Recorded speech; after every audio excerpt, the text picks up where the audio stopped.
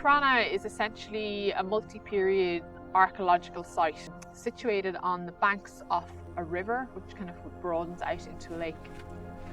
While the earliest evidence for activity here is about 5,000 years ago in the Stone Age, the site became a particular focus of activity towards the later part of prehistory, so into the Bronze Age and the Iron Age.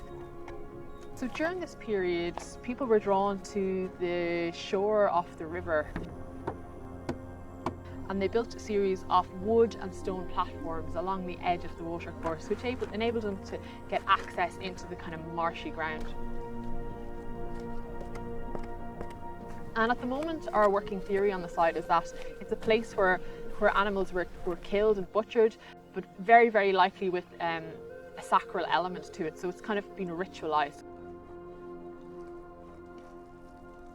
Found huge quantities of animal bones scattered really densely all over the platforms. So we know for sure that there's deer because we found wonderful deer antlers. We also have a fully articulated deer skeleton, which means the deer was buried with the flesh on it, so perhaps in a sort of votive offering. And then we have other really unusual deposits, such as a sequence of cow skulls that seem to be buried into the platforms. We also have evidence for the deposition of special objects into this wetland, so like metal dress pins, bone tools, an iron dagger complete with a bone handle, which is extremely rare. And we think what this dagger was being used for is for butchering the animals. It's kind of been ritualized. In addition to the animals, we also have a human skull, which has been found in the same context. And this obviously marks the site out as very special, as sort of a sacred place. But perhaps one of our most exciting finds has been our anthropomorphic wooden idol.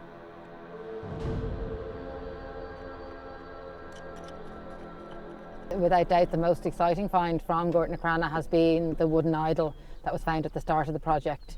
And essentially what they are tree trunks that have been worked and carved into the shape of a kind of a stylized human figure.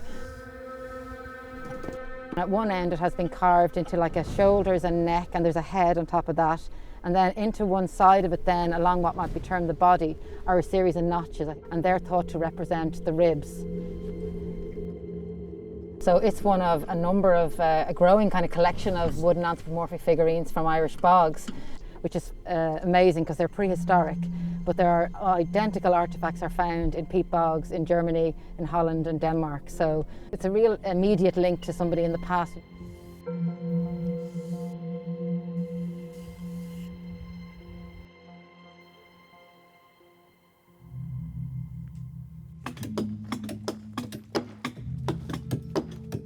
One of the most interesting things about the idol that we found here at Gortnacrannagh is dating.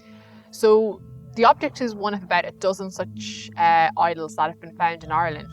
And of the ones that have been dated, most of them are 3,500 years old, whereas the object from Gortnacrannagh has really late dates. It's about 200 to 400 AD. So this pushes it really close to the Christianization of Ireland. So what we have here is a really interesting snapshot into the practices that pagan people in Ireland were engaged in just on the eve of Christianization.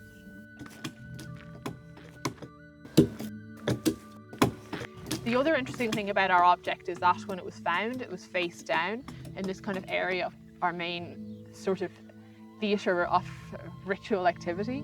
So we can think perhaps, was it given a specific end-of-life treatment? Maybe as we start to see the influence of Christianity coming into the area, it was, perhaps decommissioned and placed back into the bog. Maybe because it was deemed inappropriate. There's the famous quote from St. Patrick about the pagan Irish worshipping idols and unclean things.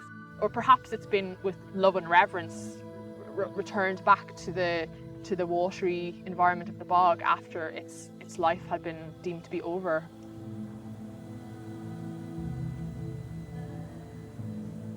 I think archaeology is quite interesting because we're often pulled in two different directions. We have our very scientific hat where we have to be really rigorous. we're drawing everything, we're planning everything, we have our rulers out, we're measuring everything. It's all about metrics, put all the pieces of evidence together. But that can only bring you so far. And I think there's also a really large place for imagination and playfulness and creativity.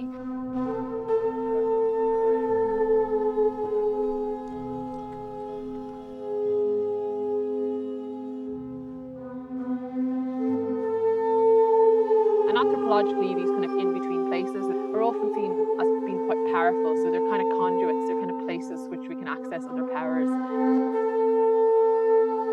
So we can play with those ideas here as well. So maybe that's part of why this was seen as an appropriate place to kind of carry out these kind of ritual activities.